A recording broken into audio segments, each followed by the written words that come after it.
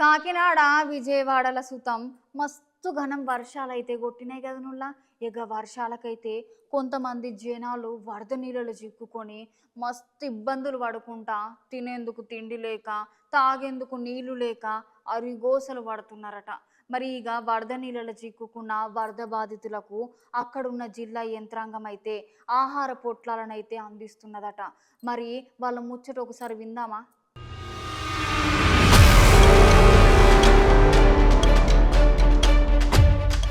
ఎక్కడ చూసినా ఈ 4 దినాల సంధి గివే వరద ముచ్చట్లు. పాపం ఈ వరదల కొట్టుకపోయిన జనాలకు, గట్లనే వరదల చిక్కుకున్న జనాలకు అన్నము నీళ్ళు లేక జనాలు మస్తుగానో అవస్థలు పడుతున్నారు. అందుకనే ఇవాళ కాకినాడ జిల్లాలో విజయవాడ వరద బాధితులకు ఆదుకునేందుకు ఆ జిల్లాలో ఉన్న యంత్రాంగం మొత్తం సిద్ధమై వరద ముంపులో చిక్కుకున్న జనాలందరికీ సహాయం చేయాలని అధికార బృందం అయితే రంగంలోకి దిగిండ్రులా. గట్లనే ఈ ముంపు ప్రాంతాలలో ఉన్న ప్రజలందరికీ ఆహార పొట్లాలను అందించేందుకు వాళ్ళే నేరుగా ఆ జనాల దగ్గరికి చేరుకొని కాకినాడ నుంచి వెళ్ళి 18 బోట్లను విజయవాడకు పంపించారు ఈ బృందాలు.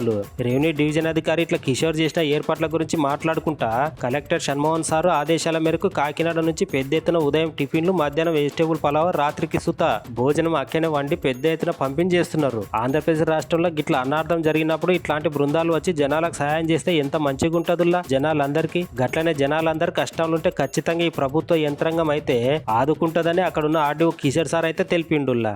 ఫిషరీస్ డిపార్ట్మెంట్, తర్వాత రెవెన్యూ డిపార్ట్మెంట్, పోలీస్ డిపార్ట్మెంట్ వీళ్ళందరూ కోఆర్డినేషన్తో ఆ నైట్ మొత్తం, ఆదివారం రోజు నైట్ మొత్తం కూడా డిస్ట్రిక్ట్ కలెక్టరేట్లోనే కూర్చొని సారు ఏదైతే ఈ ఫిషింగ్ బోట్స్ ఇమీడియట్గా ప్రొవైడ్ చేయాలి, విజయవాడ పంపించాలని చెప్పేసి 18 బోట్స్ నైట్ మొత్తం, అంటే ఎర్లీ మార్నింగ్ 6 o'clock వరకు బోట్స్ అన్ని కూడా పంపించడం జరిగింది.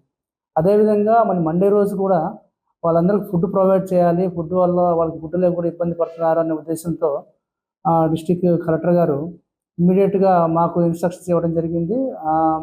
ఇక్కడ ఉన్న ఎవరైతే ఈ క్యాటరింగ్ చేసే యాజమాన్యం ఎవరైతే వాళ్ళతో మాట్లాడి early morning 30,000 packets Kakinada district administration తరఫున ఇమ్మీడియట్గా పంపించడం జరిగింది. అంటే గౌరవ కలెక్టర్ గారి యొక్క నాయకత్వంలో ఆయన మొత్తం కూడా దగ్గరుండి ఈ కార్యక్రమం అంతా కూడా చేపట్టడం జరిగింది. ఈరోజు మళ్ళీ మధ్యాహ్నం కూడా వాళ్ళకి లంచ్ ఏర్పాట్లు కూడా చేయడం జరిగింది. 30,000 ప్యాకెట్లు మార్నింగ్ 9 o'clock పంపించడం జరిగింది. అదేవిధంగా ఇప్పుడు 12 o'clock ఈవినింగ్ డిన్నర్ కోసం కూడా 30,000 ప్యాకెట్స్ కూడా పంపించడం జరుగుతుంది.